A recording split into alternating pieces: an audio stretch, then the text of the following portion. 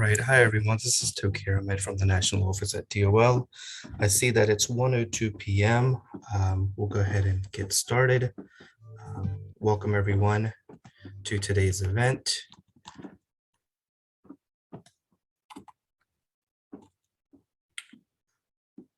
Welcome to today's event, round 7 final convening. Just a few housekeeping items before we dive into today's presentation. Heads up that the convening is being live captioned. You can turn on the caption by clicking on the 3 dots at the bottom of your screen and select View Subtitles. There's also a chat box. Feel free to ask questions via the chat during each of the presentations. There is a lot of information to get through. If we are getting a lot of questions and we don't have time to get to them, we will be pulling the remaining questions to provide some responses with the materials after the webinar. And if you have any technical issues, please reach out to Kristen, Dallas, or Ben from SPR. Next slide, please. As I mentioned, I'm Tokir Ahmed. I will be the facilitator for today's event. Quick background, I'm the National Office Liaison for Wdqi at Usdl and have been so for the past 5 years or so. Broadly speaking, my role is to oversee the grant program from developing the grant requirements to working with the SPR and FPOs to provide technical assistance. But I would note my most important role in this position is to be your champion at the federal level and keep the grant program going and funded. Next slide, please. I'm going to turn it over to my colleagues at SPR for brief intros. Hi, everyone. This is Kristen Wolf from SPR. I'm the project director, and we're so excited about today's convening. We always look forward to these kind of showcase events each round. I'm dialing in from Oregon, and I'm joined by my colleagues Dallas Oberly and Ben Mayer, and also Crystal Hong, who is making sure the platform works effectively and no one gets lost in a Zoom room. And just for vocal recognition, it'd be great if Dallas, Ben, and Crystal could all say hello and where they're dialing in from. Hey everyone, Dallas Oberly. I am located in Kalamazoo, Michigan. Thank you all for being here. Hello, my name's Ben Maher. I'm in Oakland, California from SPR's home office. Hi everyone, my name is Crystal Hong and I'm in Oakland, California and happy to be here. Thank you. Wonderful. Thanks everyone. And back to you, Tokir. Great, thank you all. All right, next slide, please.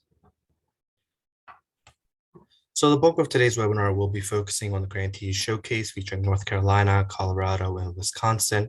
However, before we do so, we'll do a quick chat activity and then welcome announcements. And to conclude, depending on time, we'll have a Q&A session. Next slide, please. All right, so who received an extension? If you could take a few minutes, let us know if you received an extension, and if so, what you plan on working on during that extension. We'll be monitoring the chat, and we may call on some of you to share.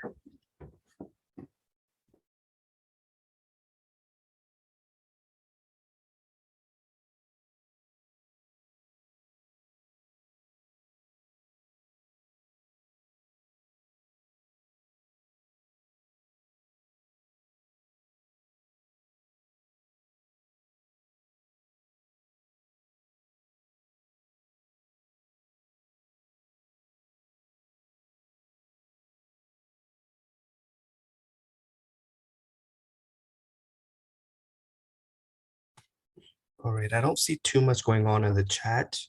So I'll go ahead and move on, but please do. Oh, here we go. Jenny from Michigan received a 4-month extension. Great. Anyone else? And in the interest of time, Idaho has received 12-month extension. Great. Maine as well.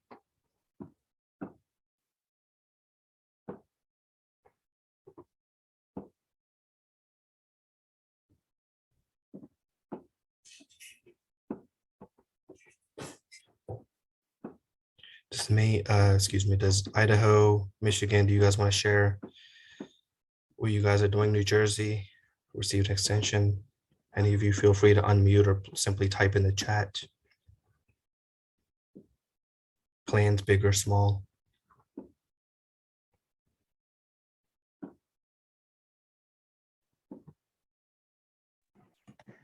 This is Hunter Moranci over at the Maine Department of Labor.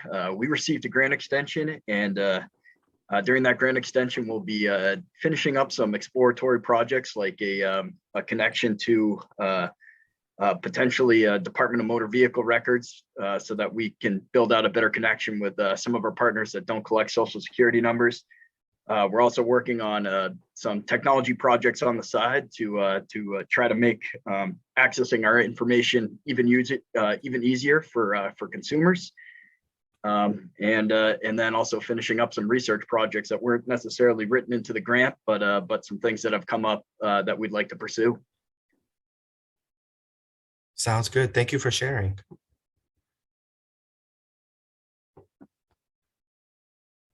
Anyone else?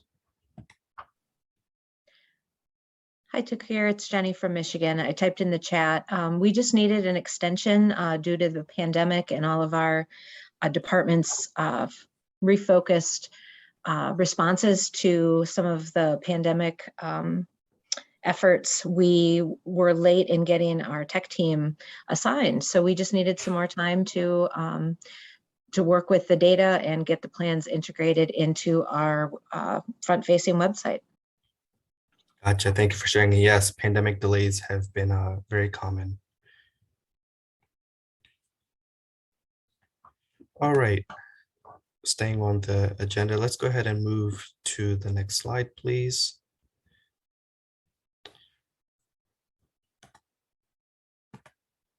All right, so welcome to Round 8 grantees, Arkansas, Indiana, Maryland, Mississippi, and New Mexico. They were awarded grants in 2021 and have been a part of the Wdqi community. However, the TA provider SPR was finalized this year, so we were officially allowed to include them in these webinars. There should be a link to the DOL ETA page where you can find more info on Round 8 in the chat. Announcements. The first update comes with perfect timing as we wrap up Round 7. We DOL/SPR are building a public-facing map to showcase all of the amazing products you guys have developed with your grants. Recently, Ben from SPR reached out with a questionnaire, and I saw many of you have responded, but if you haven't, please do so. And if your state didn't receive an email, please let us know in the chat. Also, input isn't really limited to Round 7. It's open to every state that's received a Wdqi grant. We want this map to be as complete, informative, and as robust as possible. So feel free to share this info with other Wdqi states not on this call.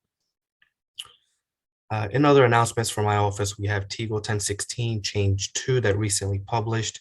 This TEGL is the Performance Accountability Guidance for Workforce Innovation and Opportunity Act core programs.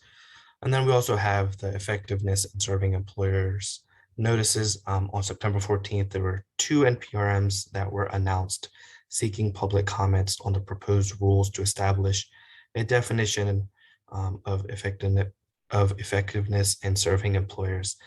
The link should be in the chat where more information on both of these announcements can be found. Next slide, please. All right, on to the core of today's webinar. We first have North Carolina.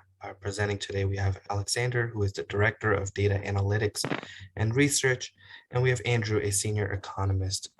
Both Andrew and Alexander are at the North Carolina Department of Commerce, Labor and Economics Analysis Division. All right, over to you guys. Good afternoon, everyone. I'm Alex Movchan, North Carolina Department of Commerce. And North Carolina has a fully operational and comprehensive longitudinal workforce data system, so-called the Common Follow-up System, or the CFS. It is a powerful resource for answering questions about the performance of different workforce programs, the interaction of these programs across all the state training and education agencies. And we leveraged Wdqi grant funding to facilitate the active use of the CFS data for evidence-based decision-making. So now my colleague Andrew Berger-Gross will highlight how CFS can be used to transform data into research and analysis. Andrew? Thank you very much, Alex. Next slide, please. So we focused on a number of data enhancements and customer-facing products in this round of our Wdqi funding, including several research products. So these research products consisted of what we call data stories, essentially descriptive analyses, putting the data within a narrative context, telling a story that our customers can understand about a particular subset of the population in our workforce system. We also conducted several net impact studies, program evaluations, impact evaluations, research that is of a causal nature using quasi-experimental methods, econometric techniques in order to make an inference about a particular workforce intervention. What works? What doesn't work, and for whom.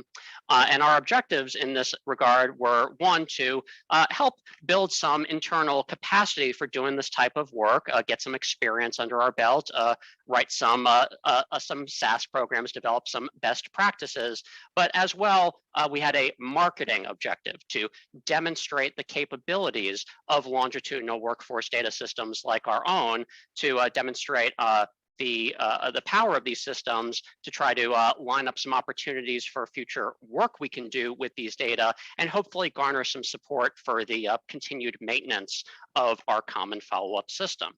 Next slide, please. So let's do a little bit of demonstration. What can we do with our state's common follow-up system? Well, this is a long-standing system with data going back to the 1990s, so we can tell some very, very long-term, long-ranging longitudinal stories about the folks in our state. So here in this graph, we're demonstrating the wages earned by folks coming out of our public high school system, comparing the outcomes of those with the disability and without a disability. And as we can see, students with disabilities actually had slightly higher earnings following high school than those without a disability. Why is that so? Well, the folks without a disability were much more likely to go to college, to go into higher education. And indeed, you see in the long term, it's those students without disabilities that have the higher earnings. This is the kind of insight that only a very long-running longitudinal data system can answer. Next slide, please. And because we have thank you. Because we have data from numerous agencies, we can show how the experiences of workers in our workforce system interact across those agencies. So here we look at people coming out of our high schools and going into prison. And indeed, we find that students with disabilities are substantially more likely to end up in prison following high school than their peers without a disability. This is, again, the type of question that we would not be able to answer had we not had us developed a system with several agencies' data in there so that we can look at their intersections. Next slide, please. And this is also a rich data set for program evaluation. Because we have such long-running longitudinal data, we can look at the experience of individuals not only after they participated in a workforce program, but also before they entered a workforce program.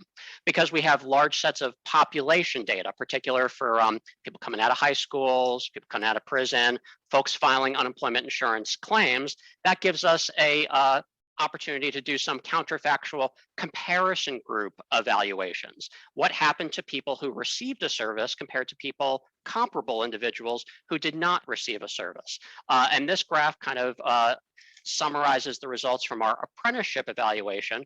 We find that folks who were laid off during the Great Recession, who then subsequently enrolled in an apprenticeship program, were much more likely to not only get a job, stay employed, but remain employed in subsequent years than their otherwise comparable peers who were also laid off, but did not benefit from entry into an apprenticeship program. So some very powerful results from this study. Next slide, please. And we also have, well, as mentioned in a previous slide, comprehensive criminal justice data due to our partnership with the North Carolina Department of Public Safety. This has allowed us to do a number of very valuable research products for our partners in the criminal justice community and in the re-entry employment community, and indeed has helped put us on the map nationwide in the criminal justice research space. Earlier this year, we we published a study showing that when compared to comparable peers who did not find employment after prison, those who found a job after prison were 20% less likely to return to prison within the subsequent 2 years. So getting a job after prison does help keep folks out of prison. But not all jobs are created equal. It turns out that those who exited prison into very low-paying employment actually returned to prison at somewhat higher rates than their peers who found no employment at all. And indeed, we see the strongest impacts for those who are entering into relatively high-paying employment after prison. So these are the types of insights that this type of longitudinal data system allows us to present. Employment matters, right? So post-release employment training is an important tool in the fight against recidivism. But finding the right job, finding a good job with sustainable wages might in itself be more important than just finding any job. Next slide, please. We also maintain data on labor supply and labor demand in our economy. So the number of job openings, the number of active job seekers, as well as folks coming out of our higher education system who serve as that pipeline for talent into our labor market. And as I'm sure all you can imagine, over the last couple of years, this types of research has become very, forgive the term, in demand as the labor shortage has bedeviled employers and policymakers around our state and around the country. And as you can see from this slide here, we've had a huge increase in the number of job openings in North Carolina since the pandemic. But meanwhile, the number of job seekers has been trending downward over time. And this is a situation that is exacerbated in the restaurant sector. So among food preparation and serving related occupations, you saw really an explosion in job openings, but not a lot of people who really want to look for or obtain that type of work, ergo hiring challenges. Next slide, please. And I know we have limited time. I'm not going to spend much time discussing this. We spent a substantial amount of time revisiting our procedures for confidential data suppression. So for masking certain published cells in our data products that might either directly or indirectly lead to the disclosure of confidential personally identifiable information, which is something that I know that we're all concerned about.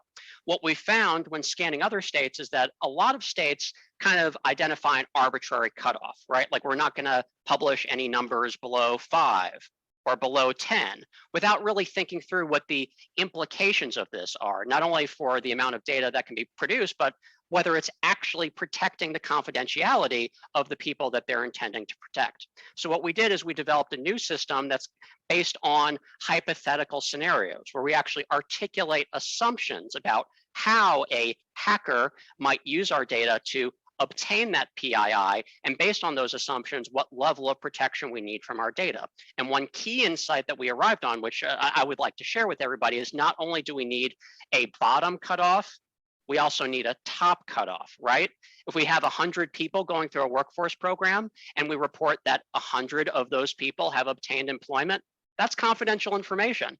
That's revealing personally identifiable information about every single person who went through that program. So even though 100 is a large number, it in itself can reveal PII. So if anybody's interested in discussing more how we went about this process, we'd be glad to share this information. We're always willing to help other states as well as to pursue the common objective of protecting the confidentiality of respondent data, because without that, none of these longitudinal data systems can work.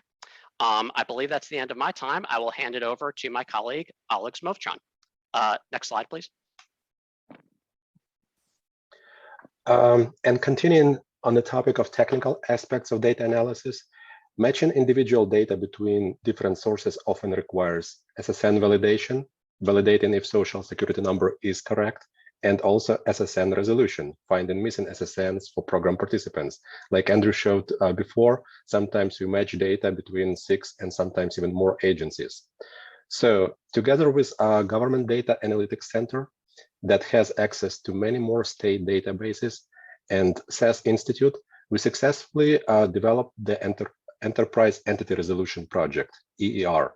It uses sophisticated algorithms to link individual information across multiple agencies, and it allows to identify individual records across many data sources. We already successfully applied ER for several projects when matching individuals' data between different agencies. Now, about our data tools. I'll share my screen.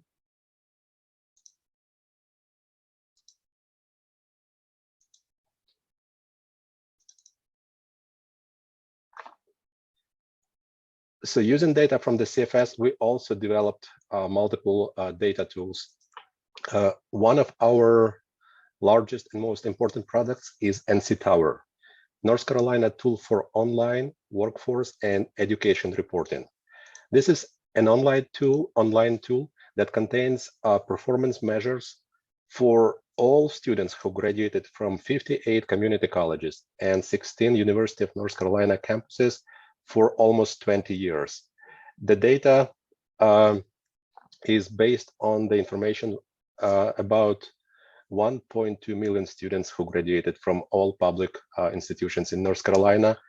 And we redesigned NC Tower. We added additional measures. Please feel free to play around. I don't want to make a demonstration because it's going to take time.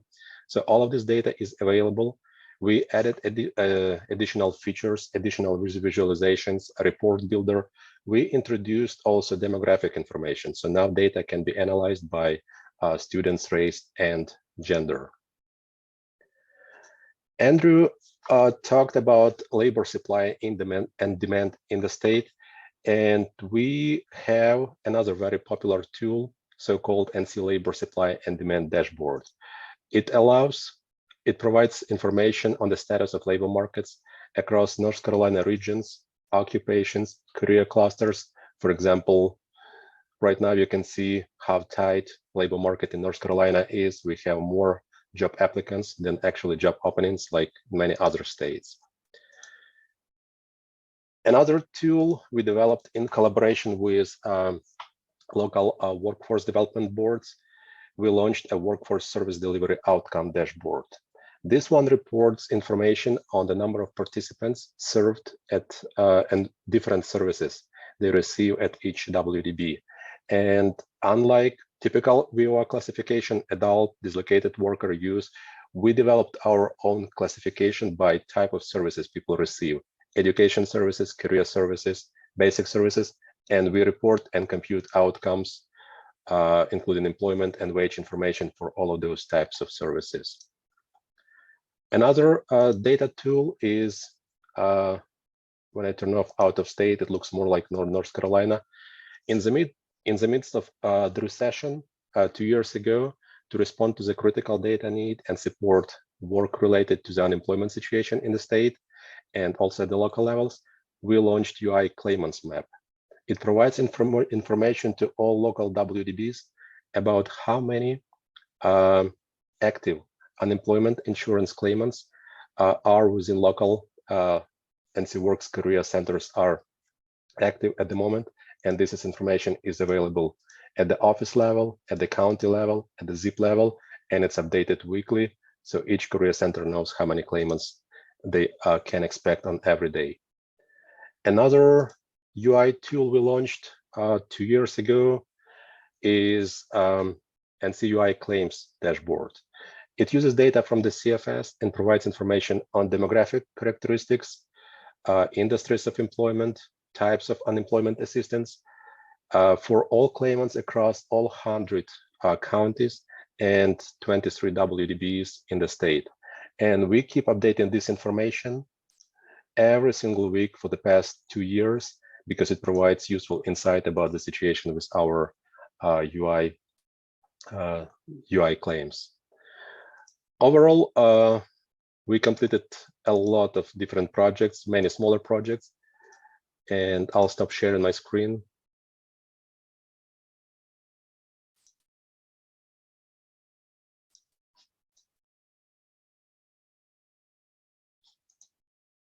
Can I have the next slide, please? And the next one. So overall, we completed a lot of different big projects and many more smaller projects, and we will be happy to share our experience. Please let us know if you have any questions. We'll be happy to share everything we learned over the past 3 years. Thank you. Great, thank you so much. And I see there's a few links in the chat that Dallas and Andrew have put for those who want to know more, and also your contact information is on this slide. Again, thank you. Lots of great dashboards, tools, data. I think we could have spent a whole hour just on North Carolina, but moving on to Colorado. We have Kevin Fish. He's a project manager and regional initiatives liaison for the Employment and Training Division at the Colorado Department of Labor and Employment.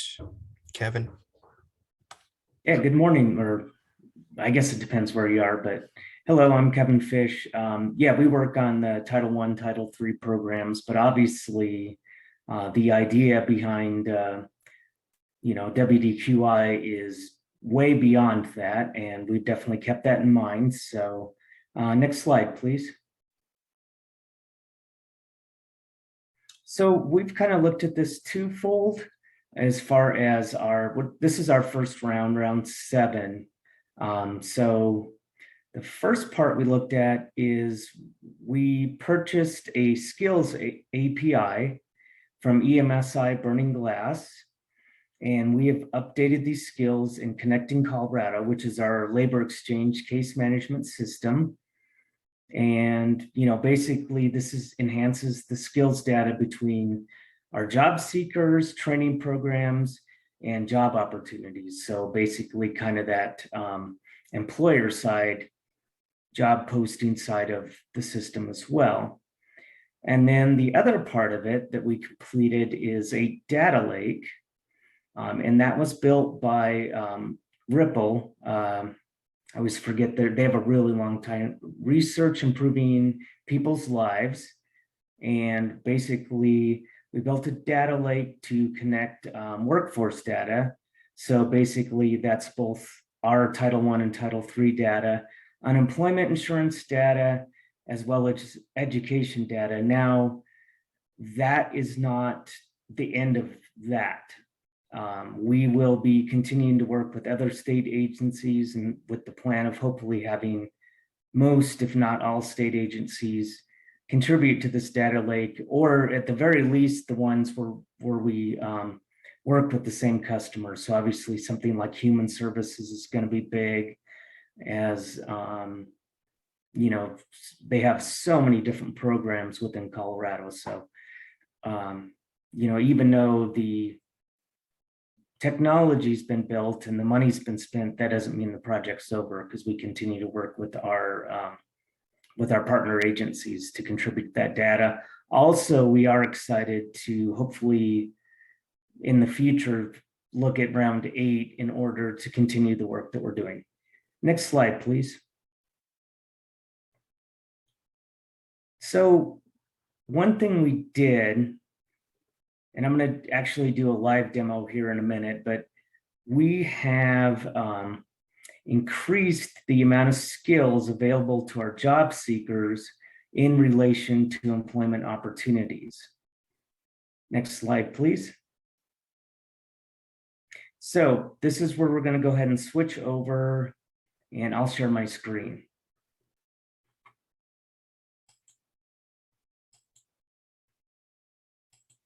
Can everybody see my screen? Yes, I can see it. Okay, very good. So this is our Connecting Colorado system. I'm in a record. Obviously, this is a test record, but it's identical to a job seeker's record. So I'm going to click on the job search page.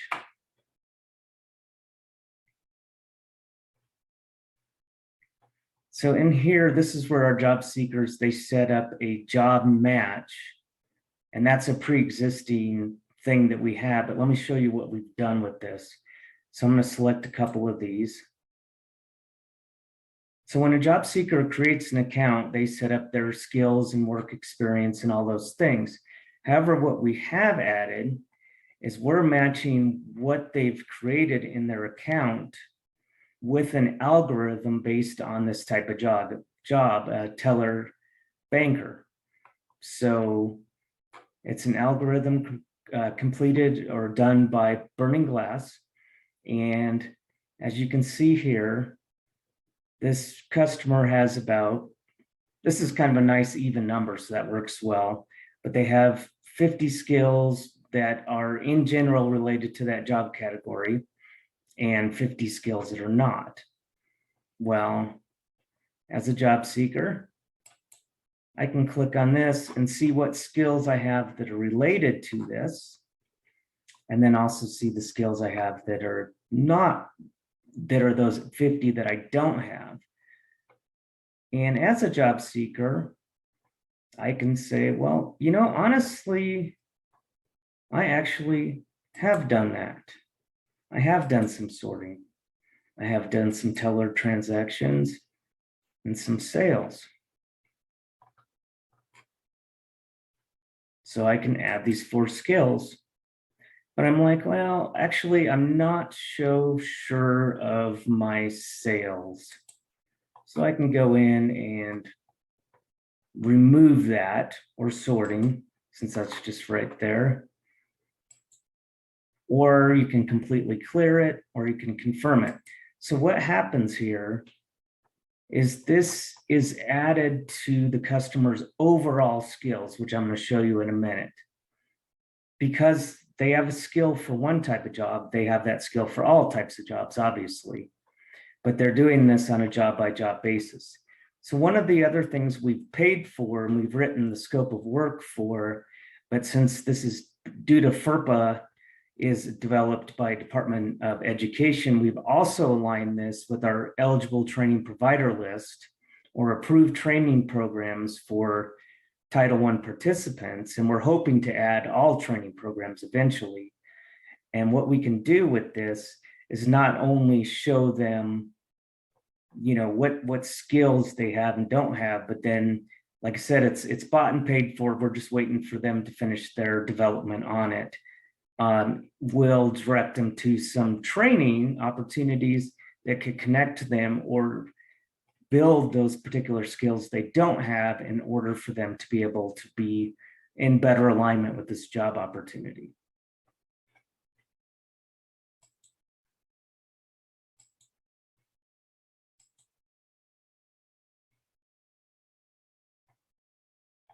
So the other thing we've done is, of course, we've increased the amount of skills available to job seekers by a ton.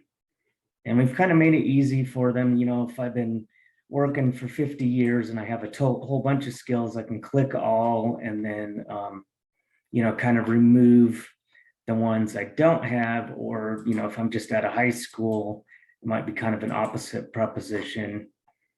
And the skills are in defined categories developed by Burning Glass. So you can also go down to, so these are defined in, as far as importance in relation to most job opportunities based on the same algorithm.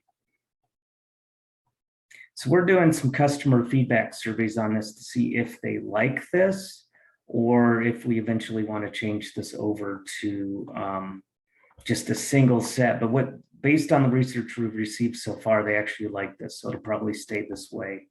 But this is what's currently live for them. So this is some of the work we've done around skills with Connecting Colorado. And like I said, the other piece is that linkage with Department of Education, being able to kind of point them in the direction of training opportunities also that can help with that. So now that's part one. So now I'm going to shift over and I'm going to stop share, but we're not going to go back to the slideshow yet because I want to show you the data lake. And it's not working.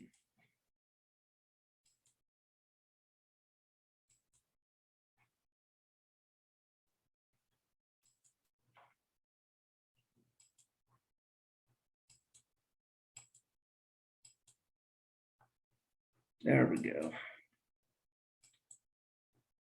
So our data lake was developed by Ripple. So you can see we worked with two particular vendors. We worked with Burning Glass / EMSI, and I think they've currently maybe even changed their name this week to a different organization on the skills APIs that we've received. And then also we've worked with Ripple to develop a data lake. And basically, the data lake's not overly exciting to look at because we are in round 7 and we have, limited funds. So it's not, there's no user interface built into it yet. It's still done through, the data is collected through open source tools such as Python and R. So it's not a fancy, pretty thing to look at yet. We're hoping to get additional funding to do that. But what it does, it allows us to combine information. So obviously what we're looking at is currently is our Title I, Title III data based on the profile, what we report to USDOL, eligible training provider list data, so Department of Education, and unemployment insurance data. And what it's done is added through Amazon Web Services, and then it's de-identified. And then it can be used. I mean, this is the, oh, here, let me make it a little more presentable for you.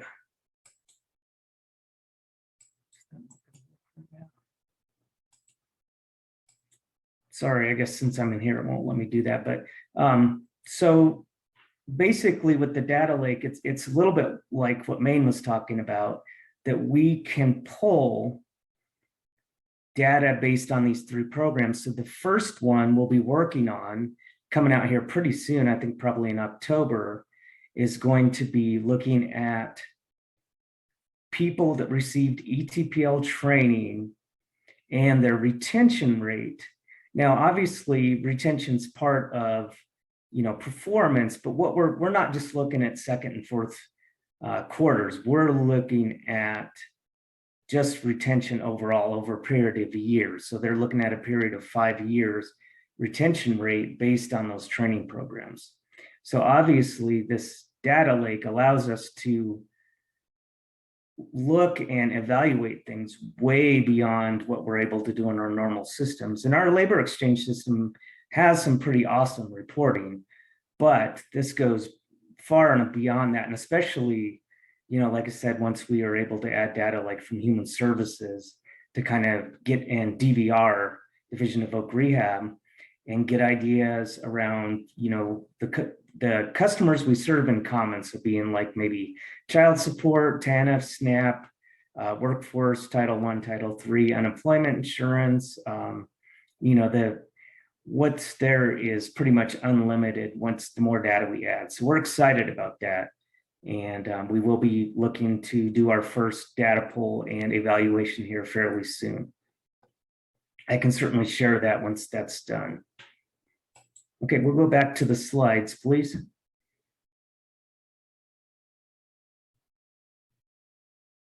So that's kind of a summarization of what we've done there. Next slide, please.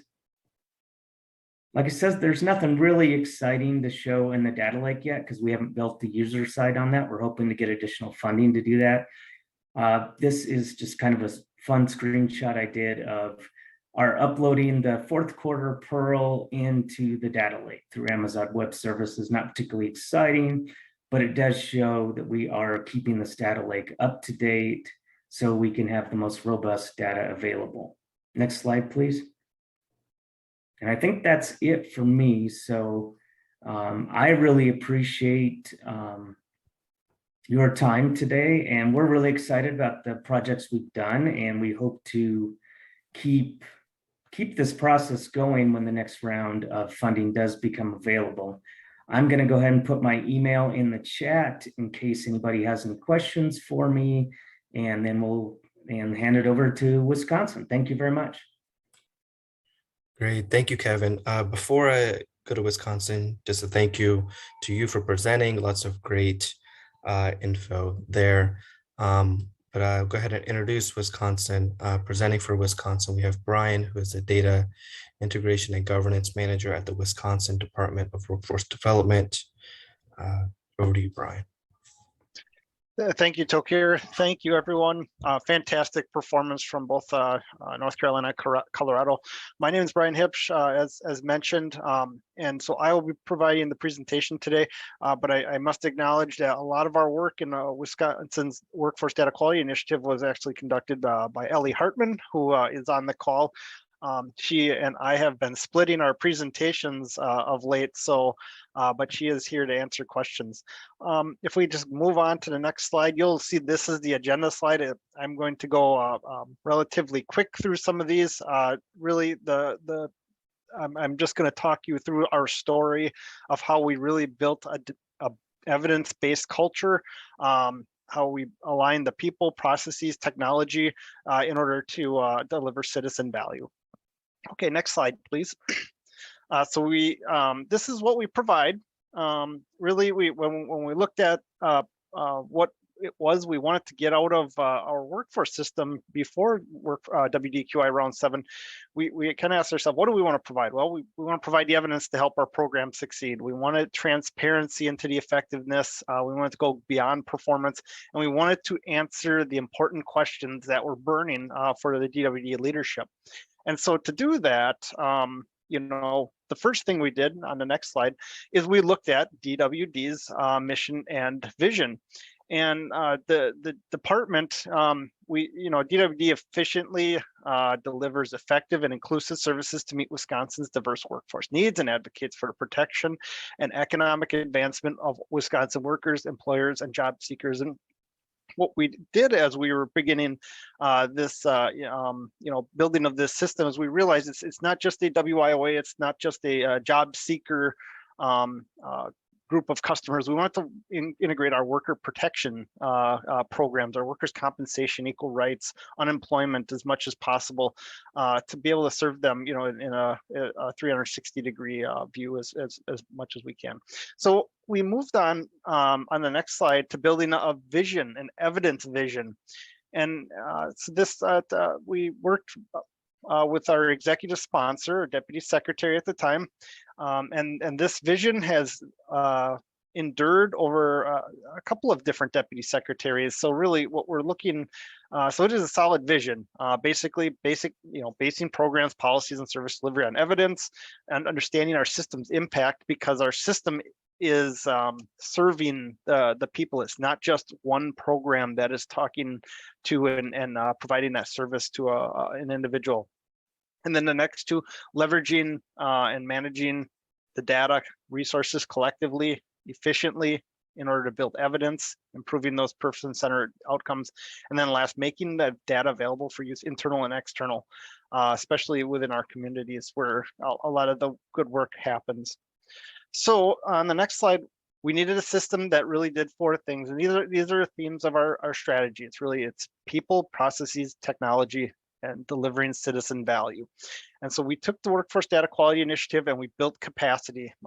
I am one position. I act as an enterprise data steward. Think of a chief data officer. Think of the data and the governance kind of side. Ellie Hartman, who I mentioned earlier, she's more of a chief evaluation officer, defining that data demand that we need. So we built a system that'll do this. And on the next slide, you'll see our 6 principles. How are we going to do this?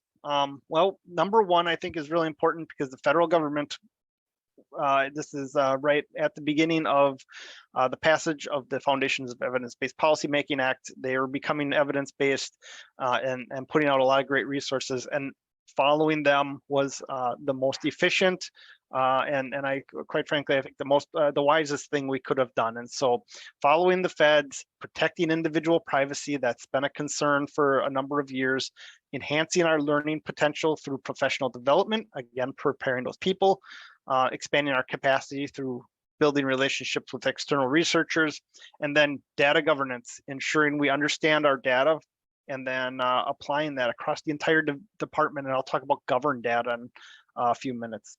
So on the next slide, this again, we have a strategy. It is 4 years. We're about a year into it. We are well underway to preparing our people, process, and then I'll talk about technology. And that's the big thing that Workforce Data Quality Initiative did for Wisconsin is it built something called the Longitudinal Workforce Database. This is a database where we were able to reach out to 5 program disparate data sources, as well as unemployment insurance, unemployment claims, and put those data together into a single warehouse, normalize that data, harmonize that data, and now through our processes, we have an ability to disclose data for research purposes, and then generates the citizen value. On the next slide, this is just a couple of highlights of what we are doing to empower our people. It's an enterprise-wide thing. It's through our entire department, through our entire systems. We started with a data, we call it data empowerment. I know the traditional term is literacy, but it's about empowering people. And so we took a survey, assessed our level, built webinars. We built a quarterly evidence forum where a lot of the things that have been happening, we do highlight those. We believe in experiential learning, and Ellie right now is leading a group on one of our first projects to really build that capacity within the programs. And so that's an evaluation where we're looking at the outcomes of our training programs and how those programs impact the outcomes for the participants. And then organizationally, we did a lot of work with culture change with our divisions, building, through a self-assessment and evidence plan that they've been updating, and we've been keeping tabs on what's been happening outside of our work in Wdqi, but also through what the divisions and the leaders are taking and running with. So on the next slide, this is another quick overview of this is the process to do data sharing and data use in a responsible, systematic, and sustainable manner. There are a lot of people involved. There are a lot of agreements that have to be done. There are a lot of technical things that have to be taken into account. And so we built this process, and this is just an overview of that process. It's all taken into consideration, and that helps build trust amongst our partners. On the next slide, you'll see a quick view of the evidence process. It began with a question. It began through development of our learning agenda, and that helps us identify the data demand. So we're being efficient about getting the right data, what rules we have to follow, how we handle it, and then ultimately building the understanding, doing the analysis, implementation. And I'll just highlight that implementation. Knowledge translation, knowledge brokering, very important because we can do a lot of work, build all these great studies, develop our people to want that, but if it's not being implemented in those programs, we have a huge missed opportunity. And so that's actually built into our system, that there is some follow-up that happens at the end of the study. So on the next slide, just a couple of highlights on the technology. The big thing I mentioned earlier, longitudinal workforce database, that puts a lot of our DWD workforce databases together. So from our Title I WIOA programs to our state-ran programs, Youth Apprenticeship, Wisconsin Fast Forward, we've been able to put them into a warehouse, a database, normalize, define that data with outcome data such as UI wages. And so that's the first thing. And then the second part is the IBM InfoSphere Identity Insight. That's our methodology for matching the people with confidence. And that is a key part of our strategy, reduce reliance on Social Security number, which there is an appetite to reduce that reliance. With our technology, we have talked to our Wisconsin Department of Public Instruction, who runs the state longitudinal data system in Wisconsin. And at any time, once we have the data demand, we can merge those two data sets and we can do studies. And that's a great connection to education when that data demand arises. On the next slide, this is just, again, a quick overview of the programs that are in our longitudinal workforce database, and then we have the outcome data of the UI wages. On the next slide, these are the data that are not in the longitudinal workforce data, but have been asked for. We anticipate these are going to be of value. And so we've I've just wrote a policy for DWD that really builds the data management structure and considers this all governed data. What governed data is, it's just data that has to, follow rules, and it has to be regulated. It just means that, these are data sets that are still essential, so essential to, our evidence-based policymaking, that we're going to define it. We're going to start applying standards to it. And we're doing that really to help provide tremendous citizen value down the road. And so this is just this is kind of a glimpse into the future, I would say, is that we're going to be doing a lot of work with all this other data. On the next handful of slides, I'm just going to go through our governance structure a little bit. This takes a lot of time. This is what the two positions did, mine and Ellie's, and really building, that structure so we can do the data use responsibly, systematically, and sustainably. The first is the learning agenda evidence plan. We built that learning agenda. I think that's on the next slide. This is available publicly. Anybody can read it. We did that a couple of years ago. It's a 4-year learning agenda. Those are the 4 priorities for DWD leadership. And you can see those: improving employment service training outcomes, using LMI to help job seekers, improving customer service alignment, and diversity, equity, and inclusion. The next slide after that is an evidence plan. This is our annual, it's kind of a project plan. Actually, yep, there is one more. These are the projects we're going to undertake or attempt to undertake, and they're prioritized ordered each year. Again, this is on the internet, publicly available. For this state fiscal year, which just started a couple of months ago, we have 12 projects, and hopefully we will get to all of them in the next year. The next slide, this is an operations manual. This is helps us with our understanding across all of our different diverse stakeholders. It was codified, it was voted on by all of our division leadership, including our department head.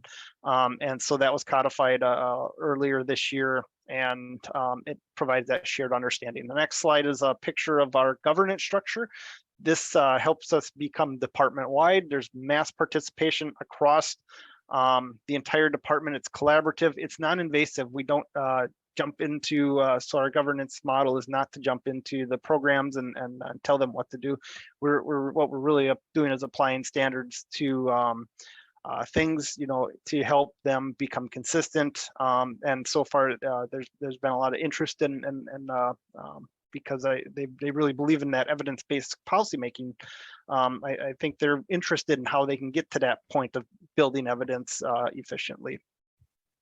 Let's see, the next slide, this is the strategy. So we do build the strategy. It's 4-year strategy: people, process, technology, and then citizen value. Those are the themes. I've kind of gone through that. Here's a key thing I'll just talk about for just a moment here: the consultations. So before anybody wants to jump into a project and put a lot of money and resources into the project, they may not know exactly what they want, but what Ellie and I can provide to anybody in our department and even within our workforce system is we can do a consultation, and basically we can advise what is the best way to answer your question. This helps, it really helps people get started on their evidence-based journey. And it helps with capacity building. And we've done a couple of these now, and I'll actually show you on the in a couple of slides that we've helped overcome some quite large hurdles in some of our programs. The next slide, this is our customer portal. It's publicly available. Right now it looks like a website, but I can attest that it is transforming right now. It is going to become our customer portal. Very similar, if you can think of, I use the analogy of the baseball game and the batter who hits the ball to the right side of the infield 80% of the time. Well, if you see that, the manager knows what to do. They know how to use that evidence. So this is going to turn into kind of that playbook, publicly available for not just our DWD staff, but also for our local staff to see, okay, what is the play? What works in my situation? And so that is actually happening in the next couple of weeks. And we're going to be able to get our public facing evaluations published here. And so that work is underway. But right now they have some great resources. You can go to that website and you can watch some of our short videos on what we're trying to do in Wisconsin. The next slide is an internal portal. This is a little less filtered. There's a lot of information on here about all the different areas that we've looked at some point. So this is available to DWD staff, not organized for public consumption, but we are the idea here. This is our knowledge brokering tool, so you can see disability and unemployment programs. Those are just two of the big topics, but we have a wealth of knowledge that are accumulating in there. So on the next slide, we have accomplishments. Like I mentioned, the consultation. Some of you may be a part of the statistical adjustment model group. We had a consultation with that WIOA Title I program, help them rebuild their model to be more fitted to the local area. We're working on a DWD staff dashboard, planning dashboard. We call it Team Possible. DWD's the staffing shortages. That's an area that needs evidence, and so that is something we've been able to deliver to the department. Workers' compensation. We brokered a relationship with the University of Wisconsin Institute on Research and Poverty, and we're helping our ESEA program meet their needs and their new law as it pertains to the evaluations. And then a couple of more accomplishments. There are many more. I will, on this next slide, I'll just highlight the third one, the Coleridge Initiative. I don't know if without WDQI, if we were able to put the capacity together to get into the Coleridge Initiative Democratizer Data Challenge. We just about to execute an agreement with Coleridge to host data in the ADRF and create a number of dashboards. And many more grant opportunities. That's been, I think, one of our biggest thing is our ability to have the capacity, have the organization for incoming grants and projects. I'll actually highlight the equity grant that UIPL 23-21. Ellie and I were able to step in and take a great chunk of that workload that was our department had applied for, and then they received that grant, and we're going to be able to help out and provide great value. So over the next, I'd say 2-3 years, that website will explode. And so if you want to contact us, that's our general address, wdis@dwd.wisconsin.gov. But that bottom website, I think it's gonna look very different here, even in the couple coming weeks, as we get those resources published in order to inform customer choice. So I'll pause there. This concludes my presentations. Thanks, everybody. Great, thank you, Brian. Normally we would do a question and answer here, but I see that we're at time. Feel free to contact presenters or the FPOs or even myself with additional questions. And again, there's lots of info here. The recording webinar materials will be made available. Next slide, please. Round 8, just a quick FYI here. So now that we have all of the players in place for round 8, TA will start officially with the next webinar. We'll be in touch before then. Next slide, please. And with that, I want to thank all of you for joining today's event, and a special thanks to our presenters. And just to note that even though your grants have ended, you are still a part of the WDQI community. Thank you again, and have a great day, everyone.